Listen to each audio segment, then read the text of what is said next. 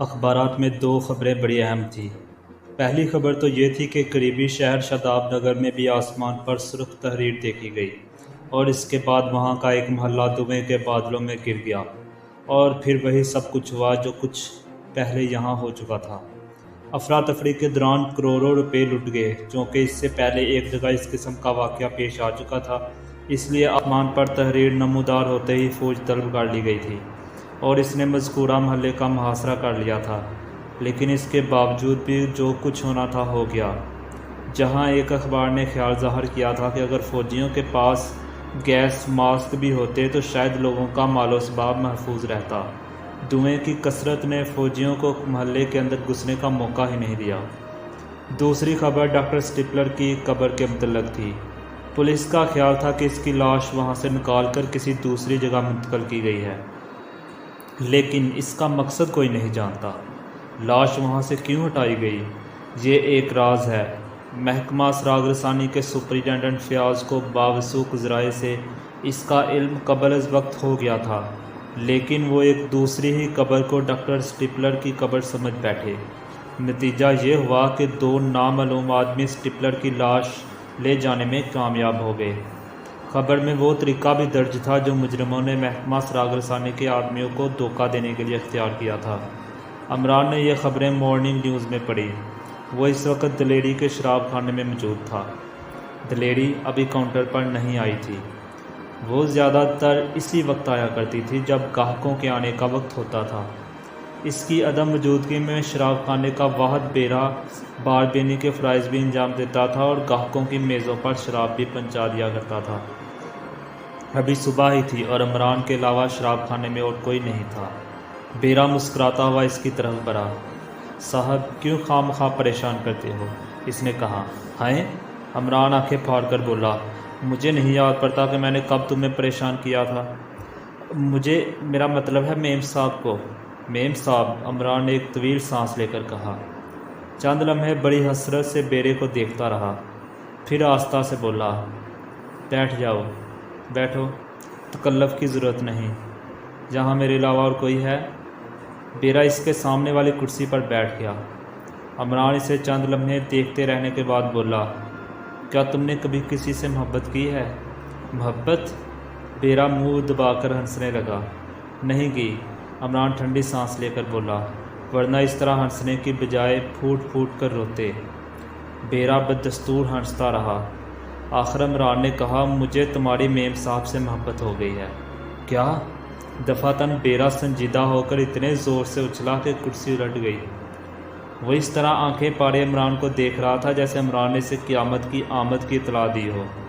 کرسی سیدھی کرو، عمران نے دردناک لہجے میں کہا، ورنہ دریری ڈارلنگ تمہیں کچا چبائے گی۔ بیرے نے چپ چاپ کرسی سیدھی کی اور کاؤنٹر کے پیچھے چلا گیا۔ وہ متحیر ہونے میں قطعی حق بجانب تھا۔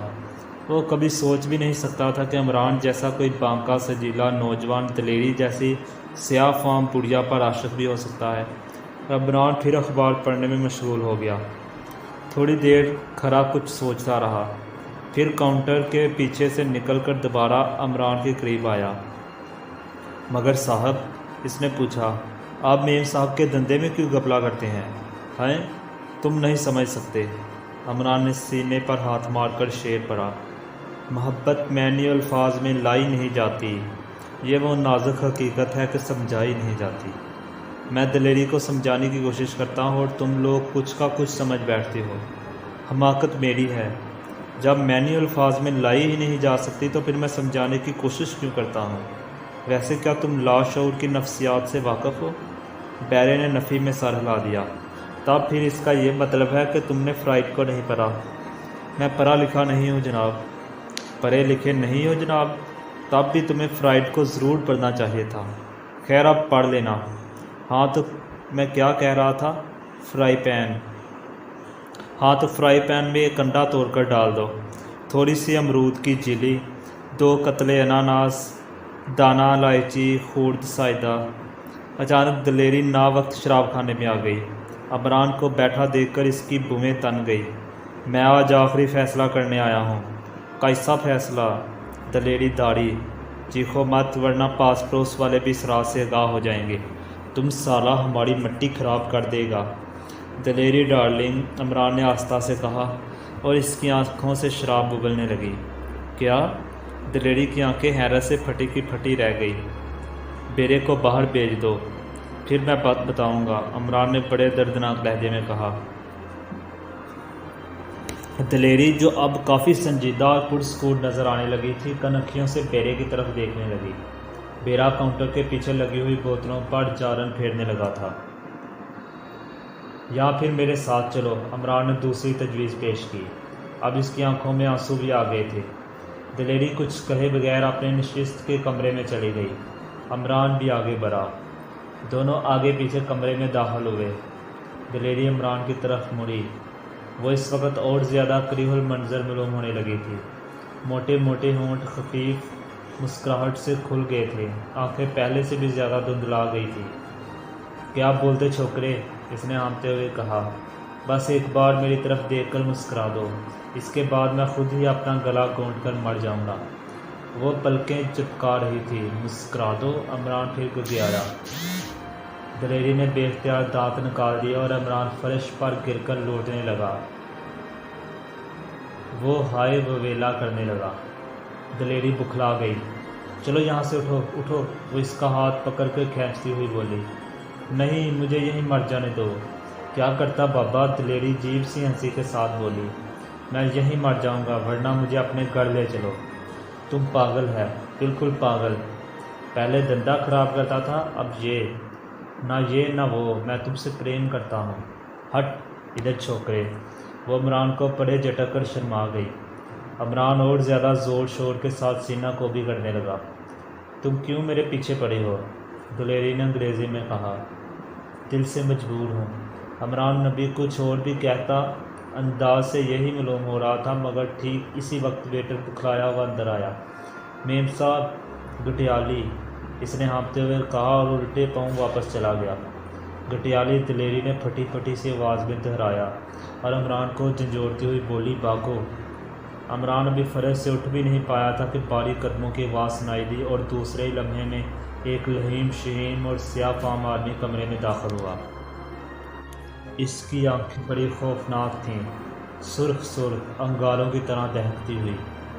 یہ کیا ہو رہا ہے؟ وہ پانی سے بڑے ہوئے بادل کی طرح گرجا۔ دلیری تو ایک گوشے میں منہ ڈال کر بری طرح کانپنے لگی، لیکن عمران احمقوں کی طرح ادھر ادھر دیکھتا رہا، بالکل اسی انداز میں جیسے اس سوال کا اس کی ذات سے کوئی تعلق ہی نہ ہو۔ یہ کون ہے دلیری؟ آنے والا پھر ڈالا۔ وہ انگریزی میں گفتگو کر رہا تھا۔ میں نہیں جانتی۔ تم کون ہو؟ جس نے عمران کو مخاطب کیا۔ میں عاشق ہوں، عمران نے لاپرواہی سے کہا۔ اچھا، تو تم دلیری کی دولت ہتھیانے کی فکر میں ہو۔ دلیری اس کی طرف موڑی، لیکن اس کے چہرے کی سیاہی میں ہلکی سی پلاہٹ بھی نظر آنے لگی تھی۔ اپنے سینڈل اتار دو، نو وارد گرایا اور اس کے سر پر مارتی ہوئی اسے باہر سڑک تک لے جاؤ۔ چلو۔ ٹھہرو، عمران دونوں ہاتھ اٹھا کر چیخا۔ پہلے تم یہ بتاؤ کہ تمہارا نام گٹیالی کیوں ہے؟ کیا مطلب؟ نو وارد دارا، بالکل اچھا نہیں لگتا۔ تمہارے تن و توش پر یہ نام بالکل ایسا ہی لگتا ہے جیسے کسی ہاتھی کو چھپکلی کہہ دیا جائے۔ تمہارا نام تو ڈم بسٹر ہونا چاہیے تھا۔ مذاق اڑاتا ہے میرا؟ گٹیالی گونسا تان کر عمران کی طرف جھپٹا۔ عمران حقیقتاً یہی چاہتا تھا کہ وہ کسی طرح دروازے کے سامنے سے ہٹ جائے، کیونکہ اس وقت وہی ایک دروازہ کھلا ہوا تھا۔ عمران نے اس کا وار خالی دے کر اپنی ٹانگ لگائی اور وہیں کسی تناور درخت کی طرح ڈھیر ہو گیا۔ اکیلے نہیں بلکہ ایک کرسی بھی اپنے ساتھ ہی لیتا چلا گیا، جس کے ٹوٹنے کی آواز کمرے میں گونج کر رہ گئی۔ دوسرے ہی لمحے میں عمران نہ صرف اس کمرے بلکہ شراب خانے سے باہر تھا۔ جولیانا فٹس واٹر نے ٹیلی فون کا ریسیور اٹھا کر سیکرٹ سروس کے ایک رکن مسٹر تنویر کے نمبر ڈائل کیے۔ ہیلو تنویر، اس نے کہا، دلیری کے شراب خانے میں ایک آدمی گٹیالی نامی موجود ہے، اس کا تعاقب کرو، X2 کا حکم ہے۔ اسے ان دنوں اسی آدمی کی تلاش تھی۔ یہ ایک لمبا ترنگا اور سیاہ فام آدمی ہے، آنکھیں سرخ ہیں، ابھی کچھ دیر قبل ہی اس کی پیشانی پر سخت چوٹ آئی ہے، توقع ہے کہ سر پر پٹی بھی بندھی ہوئی ملے گی۔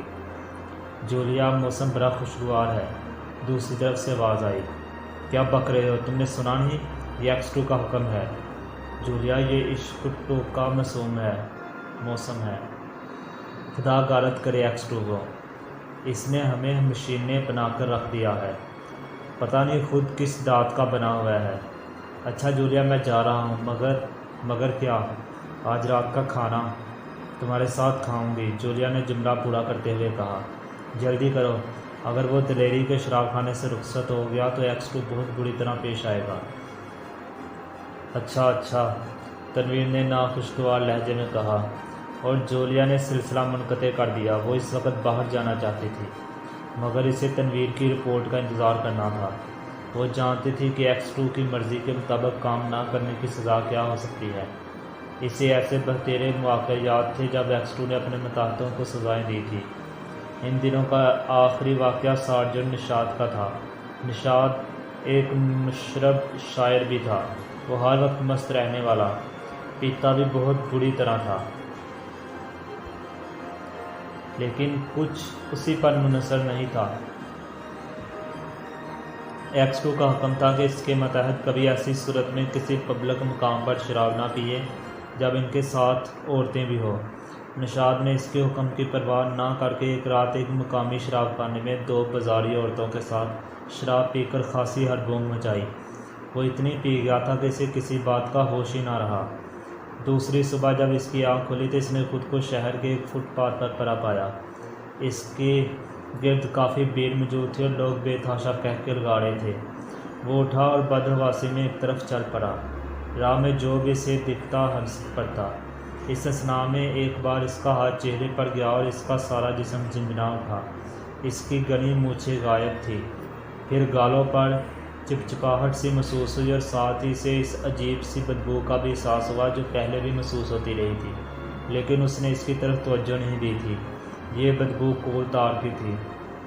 اب جو اس نے ہاتھ کی طرف دیکھا تو انگلیوں میں کول تار بڑا ہوا نظر آیا۔ بس پھر کیا تھا، اس نے بدحواسی میں گھر کی طرف سرپٹ دوڑنا شروع کر دیا۔ پھر یہ بات آئینے ہی نے اسے بتائی کہ اس کے سارے چہرے پر کول تار کا غازہ موجود ہے اور بہترین قسم کی چری ہوئی مونچھیں غائب ہیں۔ جیب سے ایک پرچہ برآمد ہوا جس پر ٹائپ کے حروف میں درج تھا، دوسری غلطی پر اس سے زیادہ سخت سزا دوں گا، کسی کو منہ دکھانے کے قابل نہ رہو گے، اور نیچے تحریر تھا ایکس2۔ جولیا تنویر کے متعلق سوچنے لگی جو اسے اکثر چھیڑتا رہتا تھا۔ بعض اوقات دبے چھپے الفاظ میں شادی کی درخواست بھی پیش کر بیٹھا تھا۔ وہ سوچ رہی تھی کہ کیوں نہ اسے بھی ایکس2 سے کوئی معقول سزا دلوائی جائے، ایسی سزا جو اسے زندگی پر یاد رہے۔ جولیا تقریباً 3 گھنٹے تک تنویر کی رپورٹ کا انتظار کرتی رہی۔ اس دوران میں وہ 2 بار ایکس2 کا فون ریسیو کر چکی تھی، جو گٹیالی کے متعلق تنویر کی رپورٹ کا منتظر تھا۔ آخر 2:30 بجے تنویر کا فون آیا۔ ہیلو جولی، وہ بخلائے ہوئے انداز میں کہہ رہا تھا، کسی نے اسے گولی مار دی، گرانڈ ہوٹل کے غسل خانے میں۔ فائر کی آواز نہیں سنی گئی، خیال ہے کہ وہ کوئی سائلنسر لگا ہوا ریوالور تھا، میں نے بھی صرف اس کی چیخ سنی تھی۔ گولی داہنی کن پٹی میں لگی ہے۔ تم اس کی قیامگاہ تک نہیں پہنچ سکے؟ نہیں، وہ دلیری کے شراب خانے سے نکل کر گرانڈ ہوٹل تک گیا تھا، اور شاید دلیری سے اس کا جھگڑا بھی ہوا تھا، کیونکہ شراب خانے میں وہ دونوں بہت بری طرح چیخ رہے تھے۔ اچھا تنویر، ایک بات میری سمجھ میں آ رہی ہے، جولیا نے کہا، اب تم بھی خطرے میں ہو۔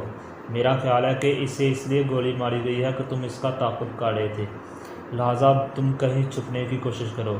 ایکس2 کا حکم ہے کہ ہم میں سے جو بھی مجرموں کی نظر میں آ جائے، اسے چاہیے کہ بقیہ آدمیوں سے دور ہی رہے۔ خیر تم اس وقت کہاں ہو؟ گرانڈ ہوٹل میں، تنویر نے جواب دیا۔ اچھا تو وہیں ٹھہرو، لیکن کسی ایسی طرف نہ جانا جہاں تنہائی ہو۔ میں ایکس2 کو تمہارے حالات سے باخبر کیے دیتی ہوں، اس صورت میں تم محفوظ رہ سکتے ہو۔ اب جولیا نے سلسلہ منقطع کر کے ایکس2 کے نمبر ڈائل کیے۔ یہ نمبر ٹیلی فون ڈائریکٹری میں نہیں تھے اور انہیں بہت ہی خاص مواقع پر استعمال کیا جاتا تھا۔ ایکس2 سے فون پر رابطہ قائم کرنے میں دیر نہیں لگی۔ جولیا نے اسے رپورٹ دی اور یہ بھی بتایا کہ اس نے تنویر کو کیا مشورہ دیا ہے۔ جولیانا فٹس واٹر، دوسری طرف سے آواز آئی، تم واقعی بہت ذہین ہو، تم نے اسے بہت اچھا مشورہ دیا ہے، اب مطمئن رہو، سب کچھ کر لوں گا۔ تمہارا خیال صحیح ہے، گٹیالی حقیقتاً ایسا ہی آدمی تھا جس کے ذریعے ہم مجرموں تک پہنچ سکتے تھے۔ خیر، ابھی دوسری راہیں بھی موجود ہیں جنہیں میں نے آزمایا نہیں ہے۔ مگر جناب، وہ گلاس فیکٹری جہاں کیپٹن ہاور پر حملے ہوئے تھے، میرا خیال ہے کہ وہاں سے بھی مجرموں تک رسائی ہو سکتی ہے۔ نہیں، وہ راستہ فضول ہے، میں نے دیدہ دانستہ اسے ترک کر دیا ہے۔ ویسے تو وہ دونوں آدمی بھی بظاہر کام کے تھے جنہیں میں نے انجیکشن دیے تھے، مگر یقین کرو کہ وہ محض کرائے کے آدمی تھے، اور انہیں بھی اس کا علم نہیں تھا کہ اصل مجرم کون ہے۔ تنویر کا کیا بنے گا؟ جولیا نے پوچھا۔ تم بے فکر رہو، میں اسے بحفاظت تمام گرانڈ ہوٹل سے نکلوا دوں گا۔ جولیا نے سلسلہ منقطع ہونے کے بعد ریسیور رکھ دیا۔ باہر جانے کے لیے لباس تبدیل کرنے لگی۔ تقریباً آدھ گھنٹے بعد وہ اپنی چھوٹی سی آسٹن کار میں بیٹھی ہوئی بازار کی طرف جا رہی تھی۔ اسے دراصل کچھ کپڑے خریدنے تھے۔ بازار میں پہنچ کر اس نے محسوس کیا کہ اس کا بھی تعاقب ہو رہا ہے۔ وہ اس وقت اپنی کار ایک جگہ کھڑی کر کے مختلف دکانوں پر کپڑے دیکھتی پھر رہی تھی۔ ایک بار تعاقب کرنے والا بالکل اس کے قریب آ گیا اور اسے دیکھ کر بڑی حیرت ہوئی کہ تعاقب کرنے والا عمران ہے۔ وہ اسے اس وقت سے جانتی تھی جب وہ محکمہ سراغ رسانی میں آفیسر آن اسپیشل ڈیوٹیز تھا، اور اب اسے یہ بھی معلوم تھا کہ وہ آج کل بیکار ہے اور آئے دن محکمہ سراغ رسانی والوں کے معاملات میں ٹانگ رائے رہتا ہے۔ مس جولیانا فٹس واٹر، عمران اس کے قریب پہنچ کر آہستہ سے بولا، میرے پاس آپ کے لیے ایک دلچسپ اطلاع ہے۔ میں نہیں جانتی کہ آپ کون ہیں۔ جولیا نے بے رخی کا مظاہرہ کیا۔ اس سے کوئی فرق نہیں پڑتا، بہرحال وہ اطلاع بہت اہم ہے۔ اگر آپ اطمینان سے کہیں مل بیٹھنا چاہیں تو مجھے کوئی اعتراض نہ ہوگا۔ میرے پاس وقت نہیں ہے۔ آپ کون ہیں؟ میں ٹکنی کلر میں بغداد کا چور ہوں۔ آپ اس کی پرواہ نہ کیجیے، لیکن وہ اطلاع ڈاکٹر اسٹیپلر کی قبر سے متعلق ہے۔ میں آپ کی الٹی سیدھی باتوں کا مطلب نہیں سمجھ سکتی، جولیا مسکرا کر بولی۔ ویسے آپ 100% ٹکنی کلر میں ہیں، سبز کوٹ، نیلا پتلون، زرد قمیض، گلابی ٹائی اور سفید جوتے۔ اگر آپ بغداد کا چور نہ ہوتے تب بھی میں آپ کو مداری ہی سمجھتی نا؟ ہاں، بس اب آئیے، کیفے دلکشا میں چائے بھی پئیں گے اور باتیں بھی ہوں گی، بہت سی باتیں، ورنہ اگر میں ہالی ووڈ واپس چلا گیا تو آپ کو افسوس ہوگا۔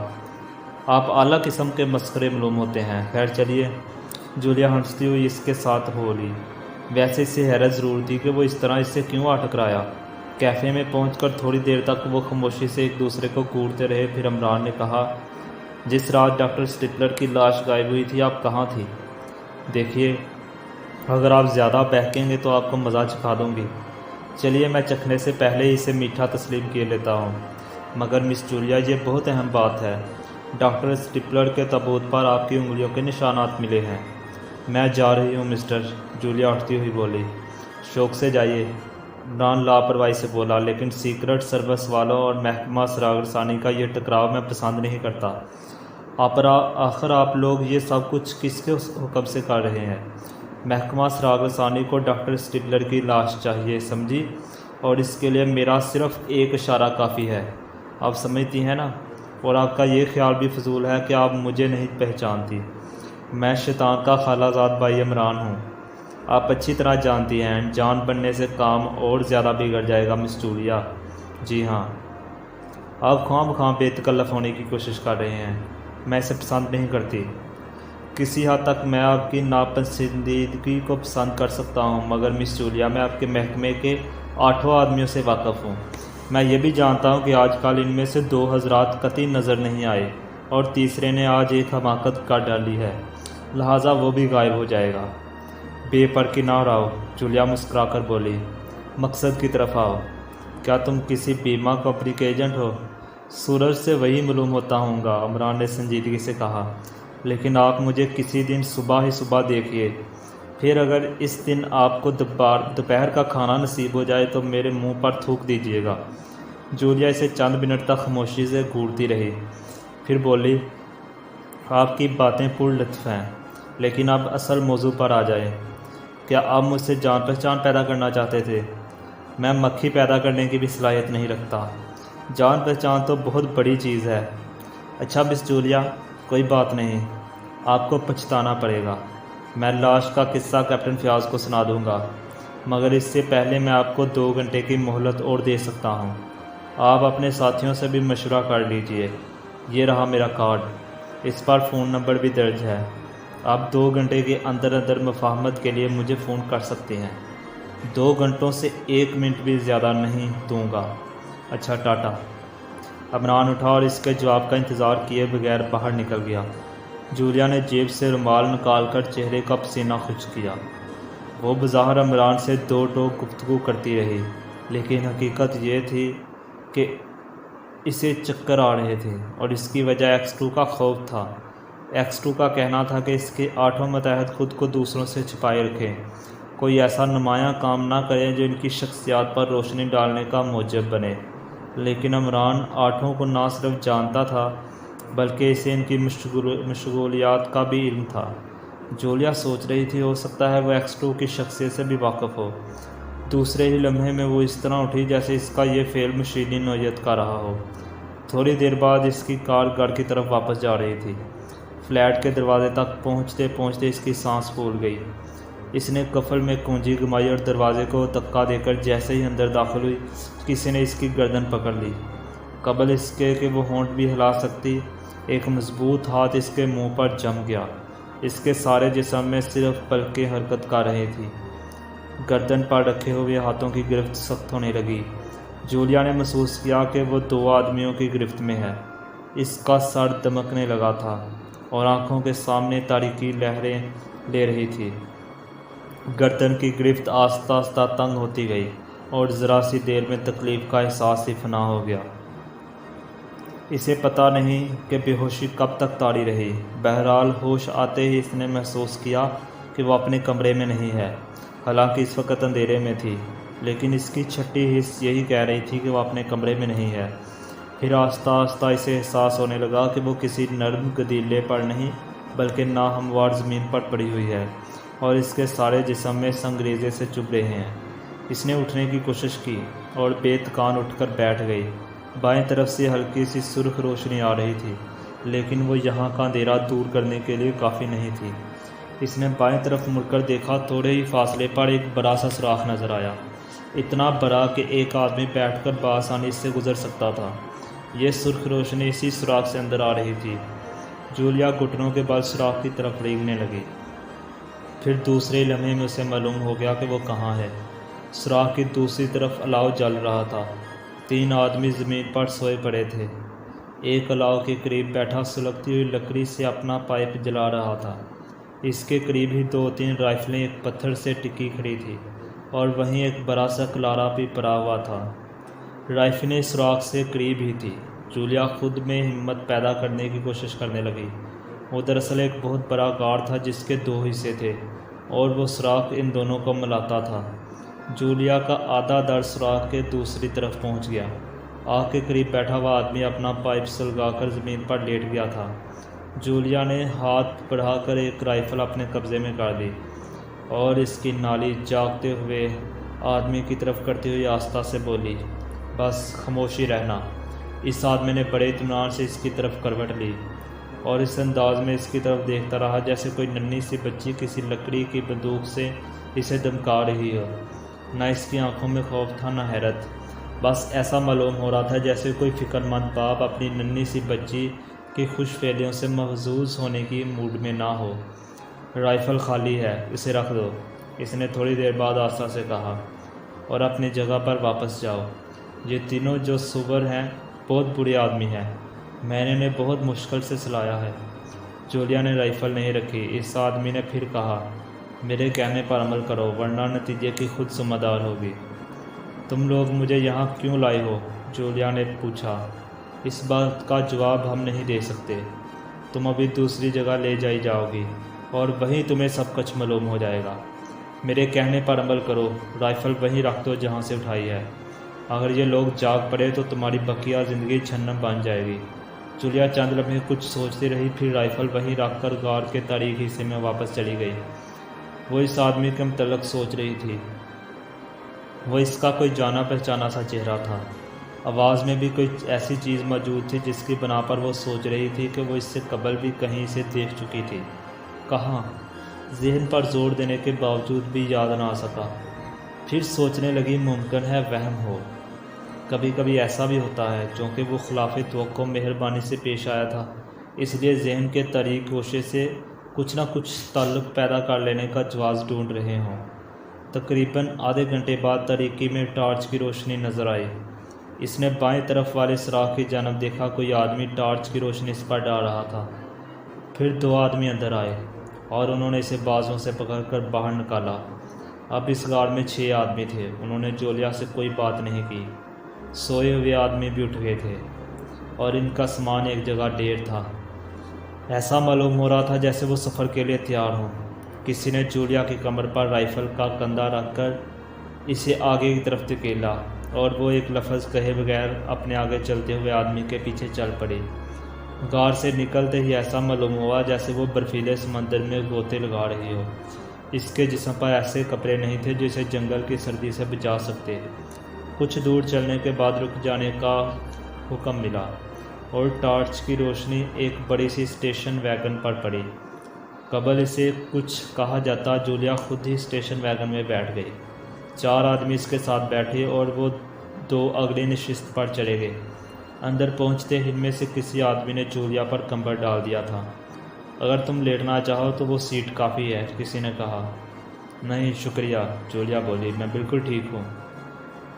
اسٹیشن ویگن کا انجن گرگرایا اور وہ فراٹیں بڑھنے لگی۔ جولیا محسوس کر رہی تھی کہ وہ لوگ کافی مہذب اور شائستہ ہیں۔ انہوں نے ابھی تک اسے کوئی تکلیف نہیں دی تھی۔ جولیا نے خود کو اچھی طرح کمبل میں لپیٹ لیا تھا، لیکن ٹھنڈی ہوا اب بھی اس کے چہرے پر تھپیڑے مار رہی تھی۔ اس کے باوجود بھی نہ تو وہ لیٹنا چاہتی تھی اور نہ چہرہ ڈھکنا چاہتی تھی۔ گاڑی ناہموار راستے پر چل رہی تھی۔ جھٹکے اور دھچکے یہی کہہ رہے تھے۔ یہ سفر تقریباً 2 گھنٹے تک جاری رہا۔ جولیا کو وقت کا احساس نہیں تھا، ورنہ اس میں اتنی ہمت تو تھی کہ وہ ان لوگوں سے وقت پوچھ سکتی۔ آخر وہ سفر ختم ہوا۔ جولیا سے نیچے اترنے کو کہا گیا۔ اس نے بے چوچرا تعمیل کی۔ باہر نکلتے ہی پھر اسے شدید ترین سردی کا احساس ہوا، کیونکہ ہوا بہت تیز تھی۔ آسمان میں بادلوں کی گڑگڑاہٹ اور بجلی کی چمک طوفان کا پیش خیمہ معلوم ہو رہی تھی۔ جولیا کو یاد نہیں کہ وہ کس طرح اس عمارت میں پہنچی۔ اسے یہ بھی نہ معلوم ہو سکا کہ عمارت تک پہنچنے میں کتنی دیر لگی تھی۔ اس کا سارا جسم کانپ رہا تھا اور ذہن پر برف کی سیل سی رکھی محسوس ہو رہی تھی۔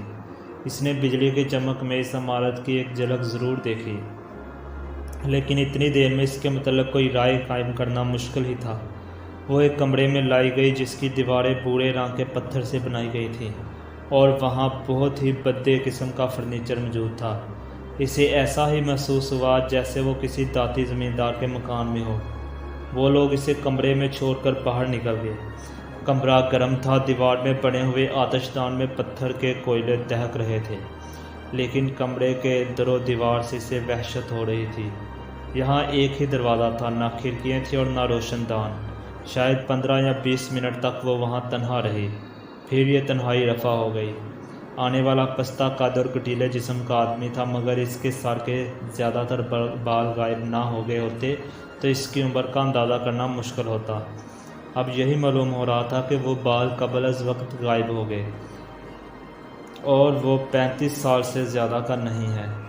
جولیا نے اسے پہلے ہی نظر میں پہچان لیا تھا، کیونکہ وہ اس کے لیے کوئی اجنبی نہیں تھا۔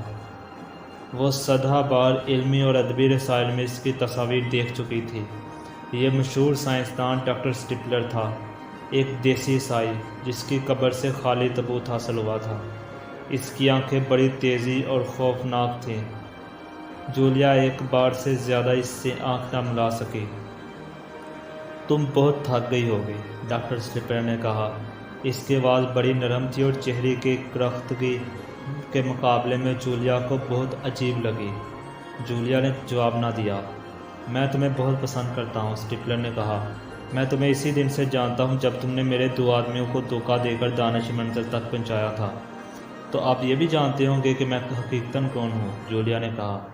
مجھے یہ جاننے کی قطعی ضرورت نہیں ہے کہ تم کون ہو، ڈاکٹر سٹپلر نے کہا، لیکن یہ ضرور معلوم کروں گا کہ دانش منزل میں تمہارے علاوہ اور کون تھا۔ یہ تو میں بھی نہیں جانتی۔ ضد بری چیز ہے، ڈاکٹر سٹپلر مسکرایا۔ میں یقین بھی نہیں دلانا چاہتی، جولیا نے لاپرواہی سے کہا۔ تم خواہ کتنی ہی ضد کیوں نہ کرو، میں تشدد نہیں کروں گا۔ تھوڑی دیر بعد تم خود بخود مجھے سب کچھ بتا دو گی۔ اگر میرے 2 آدمی پاگل ہو سکتے ہیں تو تم بھی اپنے ہی ہاتھوں سے اپنا گلا گھونٹ سکتی ہو۔ جو بات میں نہیں جانتی اسے کیسے بتا سکوں گی؟ اچھا، والٹن اور جعفری میں کیا گفتگو ہوئی تھی؟ مجھے اس کا بھی علم نہیں ہے۔ اس کا علم بھی اسی آدمی کو ہو سکتا ہے جو اس رات دانش منزل میں تھا، جس نے آپ کے 2 آدمیوں کو۔ ڈاکٹر سلپلر خاموش ہو گیا۔ وہ چند لمحے آتش دان میں دہکتے ہوئے کوئلوں کی طرف دیکھتا رہا، پھر بولا، میری قبر کس نے کھودی تھی؟ میں کسی بات کا جواب نہیں دینا چاہتی، محض اس لیے کہ میرے کسی آدمی نے تمہارے ساتھ کوئی زیادتی نہیں کی، اور میں بھی رحم دلی سے پیش آ رہا ہوں۔ اور میں یہ بھی جانتی ہوں ڈاکٹر کہ میری زندگی کا انحصار میری زبان ہی پر ہے۔ میں اس وقت تک زندہ رہوں گی جب تک اپنی زبان بند رکھو۔ نہیں، یہ ضروری نہیں ڈاکٹر سلپلر، میں کوئی ننھی سی بچی نہیں۔ آپ نے دنیا کو یہ باور کرانے کی کوشش کی تھی کہ آپ مر چکے ہیں۔ میں آپ کو زندہ دیکھ رہی ہوں۔ کیا آپ کسی ایسے آدمی کو زندہ دیکھنا پسند کریں گے جو اس راز سے واقف ہو جائے؟ ہو سکتا ہے کہ والٹن اس راز سے واقف رہا ہو۔ تم کافی ذہین عورت ہو، لیکن والٹن کی موت سے میرا کوئی تعلق نہیں۔ میں خود یہ جاننا چاہتا ہوں کہ والٹن کو کن لوگوں نے قتل کیا ہے، اور میری مصنوعی موت بھی ملک کے مفاد ہی کے لیے ہوئی تھی۔ تم کیا جانو کہ میں ملک و قوم کے مفاد کے لیے کیا کر رہا ہوں؟ اگر میں علی اعلان اپنا کام جاری رکھتا تو ایک مغربی ملک کے جاسوس میرا کام تمام کر دیتے، لیکن تم لوگ کون ہو جو میرے کاموں میں روڑے اٹکا رہے ہو؟ میں صرف اس آدمی کے متعلق معلوم کرنا چاہتا ہوں جس نے میرے آدمیوں کے دماغ الٹ دیے تھے۔ جولیا سوچ میں پڑ گئی۔ ڈاکٹر سلپلر تیکھے خد و خال رکھنے کے باوجود بھی اسے رحم دل اور ایماندار معلوم ہو رہا تھا۔ اس کے آدمیوں نے بھی اس کے ساتھ اس کے علاوہ اور کوئی سختی نہیں کی تھی۔ اسے زبردستی گھر سے اٹھا لائے تھے۔ اس کے بعد یہاں تک لے آنے کے دوران بھی اس کے ساتھ کوئی زیادتی نہیں ہوئی تھی۔ وہ ایکس 2 کے متعلق سوچنے لگی، کہیں وہ سچ مچ کوئی غیر ملکی جاسوس نہ ہو۔ اکثر ایسے واقعات پیش آئے تھے جب کسی سرکاری ادارے پر دوسرے ممالک کے جاسوسوں کا قبضہ ہو گیا تھا۔ وہ الجھن میں پڑ گئی۔ ڈاکٹر سلپلر بڑا نیک نام آدمی تھا۔ اس نے ملک و قوم کی بہتری خدمات انجام دی تھی۔ تم کیا سوچ رہی ہو؟ ڈاکٹر سلپلر نے کہا۔ کیا تم تھوڑی سی برانڈی لینا پسند کرو گی؟ نہیں شکریہ، میں شراب نہیں پیتی۔ تم نسلاً سوئس ہو؟ جی ہاں، لیکن تمہارے دوسرے ساتھی یہیں کے ہیں۔ کیا تم اس ملک کی وفادار ہو؟ ہاں، میری ماں یہیں کی تھی۔ میں خود کو یہیں کی شہری تصور کرتی ہوں۔ مجھے اس سرزمین سے پیار ہے۔ تم بکواس کر رہی ہو۔ دفعتاً ڈاکٹر سلپلر کا موڈ بدل گیا۔ اس کی آنکھیں شعلے برسانے لگیں اور پیشانی پر سلوٹیں ابھر آئی۔ وہ پھر داڑا، تم کسی دشمن ملک کی جاسوسا ہو۔ مجھے بتاؤ کہ تمہارا سرغنہ کون ہے؟ جولیا کانپ گئی۔ دفعتاً دروازے کی طرف سے آواز آئی، ڈاکٹر، پولیس۔ کیا بکواس ہے؟ ڈاکٹر گرا کر دروازے کی طرف مڑا۔ دروازے میں جولیا کو وہی آدمی نظر آیا جس سے غار میں اس کی گفتگو ہوئی تھی، اور جس نے اسے مشورہ دیا تھا کہ وہ رائفل رکھ دے ورنہ کسی مصیبت میں گرفتار ہو جائے گا۔ وہ اندر آ گیا۔ پولیس؟ تم کیا بک رہے ہو؟ ہاں ڈاکٹر، میرے اور آپ کے علاوہ اور سب گرفتار ہو گئے ہیں۔ کیا تم نشے میں ہو؟ آپ جانتے ہیں کہ مجھے نشے سے کوئی دلچسپی نہیں۔ کل رات بھی تم نے شراب پی کر کافی ادھم مچائی تھی۔ جاؤ یہاں سے۔ ڈاکٹر، اس وقت میں نشے میں نہیں ہوں۔ اگر ہوتا بھی تو نشہ ہرن ہو جاتا۔ اب خود دیکھ لیجئے، سارے ساتھی اسی کمرے میں بند پڑے ہیں۔ اس نے دروازے کی طرف اشارہ کیا۔ تم جاتے ہو یا میں تمہیں ہوش میں لاؤں؟ ڈاکٹر دانت پیس کر اسے مکھا دکھاتا ہوا بولا۔ آپ کی مرضی۔ اس نے لاپرواہی کے اظہار میں اپنے شانوں کو جنبش دی۔ میں نے خطرے سے آگاہ کر دیا۔ وہ چلا گیا اور ڈاکٹر پھر جولیا کی طرف متوجہ ہوا۔ ڈاکٹر، اگر تم محب وطن ہو تو یہاں پولیس کا کیا کام؟ جولیا نے طنزیہ لہجے میں کہا۔ اوہ، وہ بکواس کر رہا ہے، نشے میں ہے۔ میرے سارے ہی آدمی میری طرح سنجیدہ نہیں ہیں۔ اچانک جولیا کی نظر پھر دروازے کی طرف اٹھ گئی۔ وہی آدمی دوبارہ اندر آ رہا تھا، لیکن اس بار اس نے ایک آدمی کو اپنے کندھے پر اٹھا رکھا تھا جس کے ہاتھ پیر بندھے ہوئے تھے۔ اس نے اسے فرش پر ڈالتے ہوئے کہا، یہ دیکھیے ڈاکٹر، کیا میں غلط کہہ رہا ہوں؟ کیا؟ یہ کیا؟ ارے! ڈاکٹر کی آنکھیں حیرت سے پھیل گئی۔ جی ہاں، اور دوسرے وہاں اس کمرے میں ہیں، اس نے کہا۔ ڈاکٹر بکھلائے ہوئے انداز میں ادھر جھپٹا اور وہ آدمی جولیا کو آنکھ مار کر مسکرانے لگا۔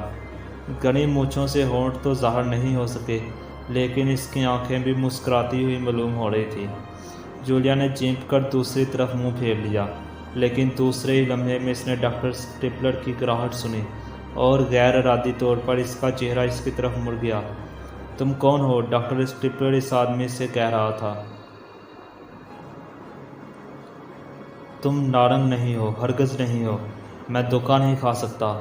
تم کھا چکے اسٹپلر، تم ختم ہو گئے، اس آدمی نے گڑی مونچھوں پر ہاتھ صاف کرتے ہوئے کہا، اور ساتھ ہی جولیا کے حلق سے ایک تحیر امیز چیخ نکلی۔ اس کے سامنے وہی لفنگا عمران کھڑا تھا جس نے آج اسے ایک ریستوران میں مرعوب کرنے کی کوشش کی تھی۔ ڈاکٹر اسٹپلر، خود کو میرے حوالے کر دو، بہتری اسی میں ہے، ورنہ شاید مجھے تمہاری لاش یہاں سے لے جانی پڑے، عمران نے کہا۔ تم کون ہو؟ علی عمران، MSc PhD، گرداسپور اور ریاست ڈمپ کا شہزادہ۔ انگریزی میں لوگ مجھے ڈیوک آف ڈمپ کہتے ہیں۔ دفعتاً ڈاکٹر نے عمران پر چھلانگ لگائی اور عمران بڑی پھرتی سے ایک طرف ہٹ گیا۔ ڈاکٹر زمین پر اوندا گرا، لیکن پھر بڑی تیزی سے اٹھ کر عمران پر پلٹ پڑا۔ ہائے ہائے، ارے ارے، عمران پیچھے ہٹتا ہوا بولا۔ ہاتھا پائی شریفوں کا شیوا نہیں ہے، ڈاکٹر تم بہت اونچے آدمی ہو، لفنگے نہ بنو۔ اس بار ڈاکٹر اسٹپلر کا گونسا دیوار پر پڑا۔ اس کی آنکھوں میں تارے ہی ناچ گئے ہوں گے، کیونکہ اس نے اپنی پوری قوت سے حملہ کیا تھا۔ دیوار پر گونسا پڑتے ہی اس کے منہ سے ہلکی سی کراہٹ بھی نکلی تھی۔ صبر کا پھل میٹھا ہوتا ہے، عمران ایک طرف ہٹ کر درویشانہ انداز میں کہا۔ جولیا بے اختیار ہنس پڑی۔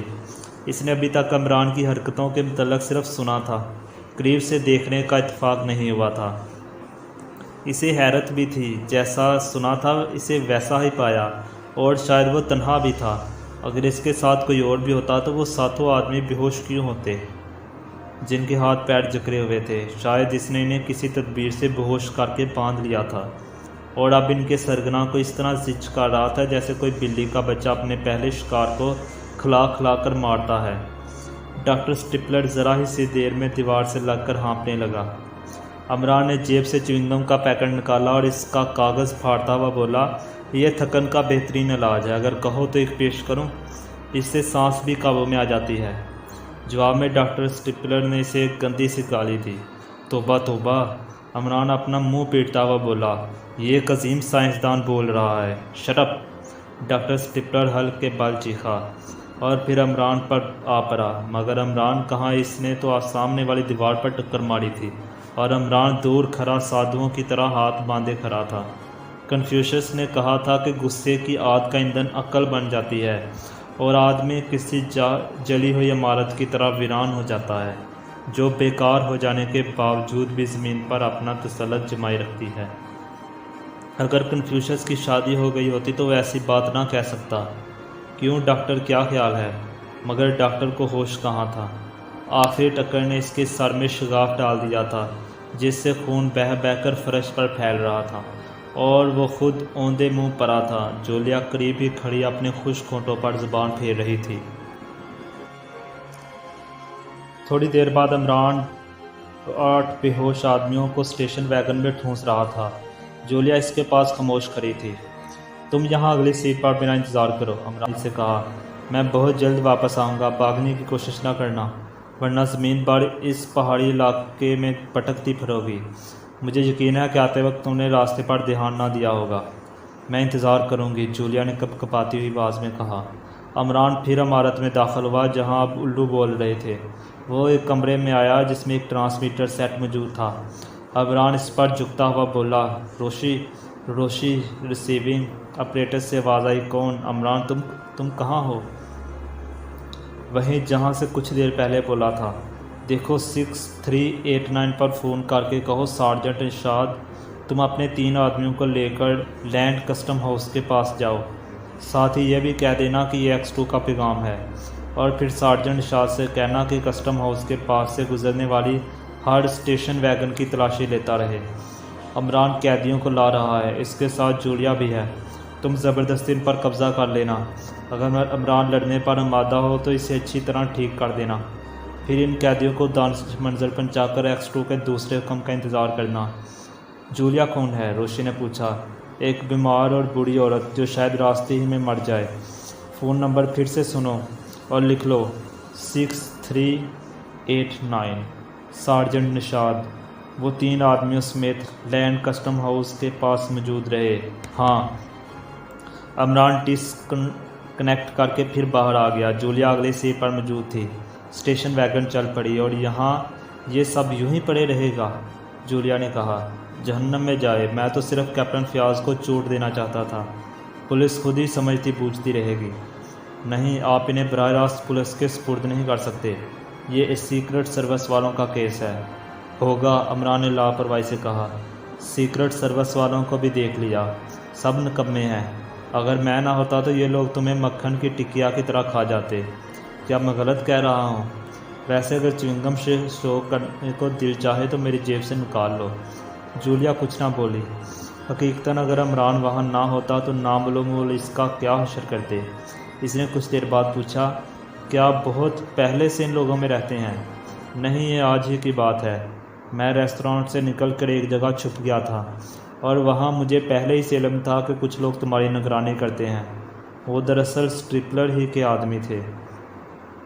تم ریستوران سے باہر نکلی اور میں نے تمہارا تعاقب شروع کر دیا۔ میں دراصل تم پر اپنی گفتگو کا رد عمل دیکھنا چاہتا تھا۔ تم اپنے فلیٹ میں گئی اور میں باہر تمہارا انتظار کرتا رہا۔ میں جانتا تھا کہ تم باہر آؤ گی اور اس کے بعد میں دیکھتا کہ میری گفتگو تمہیں کہاں کہاں لے جاتی، لیکن تمہاری بجائے تمہارے فلیٹ سے 2 آدمی نکلے جو ایک بہت بڑا صندوق اٹھائے ہوئے سڑک کی طرف آ رہے تھے۔ صندوق حد سے زیادہ وزنی معلوم ہوتا تھا۔ میں سمجھ گیا کہ صندوق میں تم ہی ہو سکتی ہو، کیونکہ یہ دونوں آدمی انہی آدمیوں میں سے تھے جو تمہاری نگرانی کیا کرتے تھے۔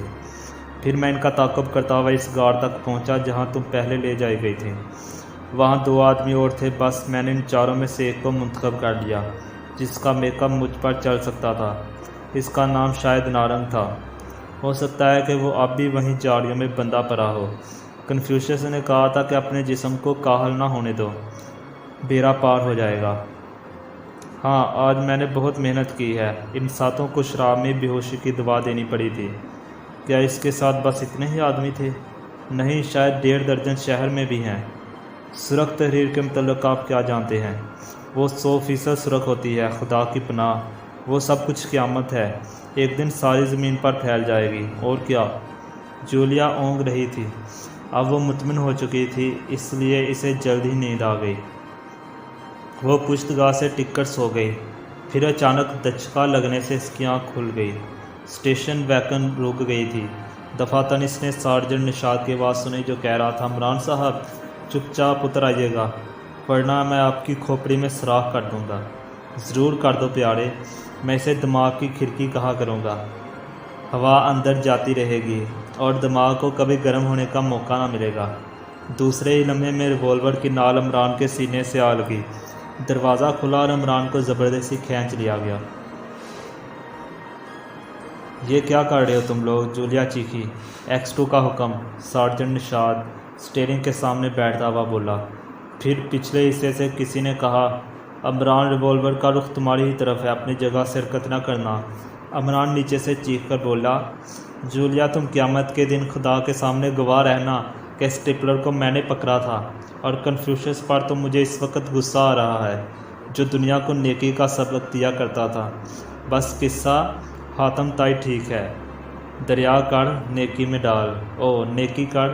اسٹیشن ویگن فراٹے بڑھتی ہوئی آگے نکل گئی۔ دانش منزل کے ایک بڑے کمرے میں سیکرٹ سروس کے 8 ارکان مؤدب بیٹھے ہوئے تھے اور ٹرانسمیٹر سے X2 کی بھرائی ہوئی آواز منتشر ہو رہی تھی۔ وہ ہمیشہ بھرائی ہوئی آواز میں بولتا تھا، اس لیے اس کے ماتحتوں کا خیال تھا کہ وہ اپنی اصل آواز کو چھپانے کے لیے حلق کے بل بولتا ہے۔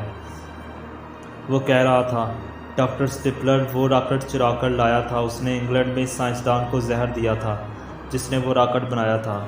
خیال اس کا تھا اور ڈاکٹر اسٹیپلر نے اس کی تیاری میں مدد دی تھی۔ وہ راکٹ کچھ اس قسم کا تھا کہ فضا میں ہر قسم کی اڑان کر سکتا ہے۔ اس کے پچھلے حصے سے سرخ رنگ کی چمکدار گیس بھی خارج ہوتی ہے۔ راکٹ دراصل اس لیے بنایا گیا تھا کہ اس کے ذریعے چاند تک پہنچنے کا تجربہ کیا جائے، لیکن ڈاکٹر اسٹیپلر کی ذہانت نے شیطانیت کا لبادہ اوڑھ لیا۔ وہ اسے یہاں اڑا لایا اور اسے دوسرے مقصد کے لیے استعمال کرنے لگا۔ وہ راکٹ کو فضا میں اس طرح چکر دیتا کہ سرخ رنگ کا دھواں تحریر کی شکل اختیار کرتا جاتا۔ لوگ بدحواس ہو جاتے۔ پھر وہ آبادیوں پر دھوئیں کے غبارے پھینک کر سچ مچ قیامت کا منظر پیش کر دیتا اور اس کے گھر کی اس افراتفری سے فائدہ اٹھا کر لوگوں کو لوٹتے پھرتے تھے۔ چونکہ وہ گیس ماسک پہنے ہوئے ہوتے تھے اس لیے بے درک دھوئیں میں گھستے چلے جاتے تھے۔ انہوں نے صرف 2 ہی حملوں میں اربوں کی دولت لوٹ لی۔ ڈاکٹر اسٹپلر جانتا تھا کہ یہ بات چھپی نہ رہے گی، لہٰذا اس نے یہاں آ کر اپنی موت کا ڈھونگ رچایا۔ اس کے گروہ والوں نے ایک تابوت دفن کر دیا۔ ظاہر ہے کہ اس میں پتھر ہی بڑے ہو گئے۔ والٹر دراصل اسکاٹ لینڈ یارڈ کا ایک انسپیکٹر تھا اور اسی راکٹ کے چکر میں یہاں آیا تھا۔ چونکہ وہ راکٹ تجرباتی ہی دور میں تھا اس لیے انگلینڈ کی حکومت چاہتی تھی کہ اس کی شہرت بھی نہ ہونے پائے، ورنہ ہو سکتا ہے کہ کوئی حریف ملک پہلے ہی فائدہ اٹھا لے۔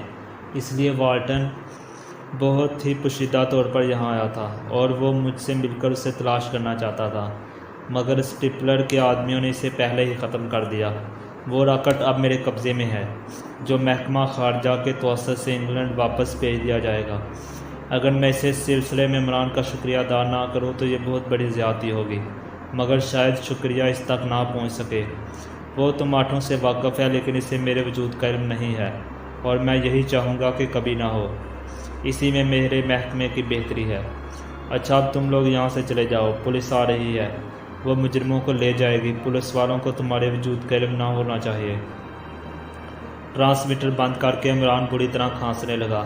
اتنی دیر تک اس طرح بولتے رہنے کی وجہ سے حلق میں خراش پڑ گئی تھی۔ روشی اس کے قریب کھڑی ہوئی اسے حیرت سے دیکھ رہی تھی۔ پھر اس نے اس کا داہنا کان پکڑ کر زور سے اینٹ دیا۔ ارے ارے، عمران اس کا ہاتھ پکڑتا ہوا رہا۔ یہ مجھے آج معلوم ہوا، روشی نے کان چھوڑ کر کہا۔ تم مجھ سے اتنے دنوں تک چھپائے کیوں رہے؟ تم بھی کس کی باتوں میں آئی ہو؟ عمران ہنس کے بولا۔ یہ عمران بول رہا ہے، عمران جس کے قول و فعل کا کوئی اعتبار نہیں۔ پچھلی رات بھی تم نے ایکس2 کا پیغام دینے کے لیے کہا تھا، مجھے بتاؤ ورنہ۔ روشی غصہ اٹھا کر بولی۔ ہائے ہائے، عمران بکھلا کر پیچھے ہٹا۔ بتاتا ہوں، ہاں، میں محکمہ خارجہ کی سیکرٹ سروس کا چیف آفیسر ہوں۔ اپنے ماتحتوں کے سامنے نہیں آنا چاہتا ورنہ وہ کم وقت مجھے چٹکیوں میں اڑا دیں گے۔ میری صورت ہی ایسی ہے، کسی پر میرا رعب نہیں پڑ سکتا۔ لوگ راہ چلتے میرے شانے پر ہاتھ رکھ کر گفتگو کرتے ہیں۔ اگر اپنے چہرے پر رعب پیدا کرنے کی کوشش کرتا ہوں تو وہ اور زیادہ مذاق خیز ہو جاتا ہے۔ ٹیلی فون یا ٹرانسمیٹر پر ایکس2 کی آواز سن کر وہ لوگ بری طرح کانپنے لگتے ہیں۔ لیکن عمران کی جو درگت انہوں نے پچھلی رات بنائی تھی اب تک یاد ہے۔ ایسی بے دردی سے اسٹیشن ویگن سے کھینچ کر زمین پر پھینک دیا تھا کہ عمران کی بجائے کوئی اور ہوتا تو اس کی ہڈیاں اور پسلیاں برابر ہو گئی ہوتی۔ یہ جولیا کون ہے؟ مر گئی بیچاری، عمران نے ٹھنڈی سانس لے کر کہا۔ اس کا کیا قصہ ہے؟ روشی نے پوچھا۔ وہ بیچاری کم از کم 95 سال کی ضرور ہوگی، ڈاکٹر اسٹپلر کی نانی تھی، اور اس کم وقت نے اسے بھی قید کر رکھا تھا کیونکہ وہ اس کی فرضی موت کے راز سے واقف تھی۔ ڈاکٹر اسٹپلر نے سوچا کہیں کسی پر یہ راز ظاہر نہ کر دے، لہٰذا اس نے اسے اپنی قید میں رکھ چھوڑا تھا۔ جولیا، نام تو بڑا خوبصورت ہے۔ اور کیا؟ عمران سر ہلا کر بولا۔ میرا دعویٰ ہے کہ جوانی میں وہ خود بھی بڑی خوبصورت رہی ہوگی۔ ہاں، لو چوئنگم کھاؤ۔ عمران اسے کنکھیوں سے دیکھتا ہوا اپنا سر کھجانے لگا۔ روشی دوسری طرف دیکھ رہی تھی، وہ شاید اب بھی جولیا ہی کے متعلق سوچ رہی تھی۔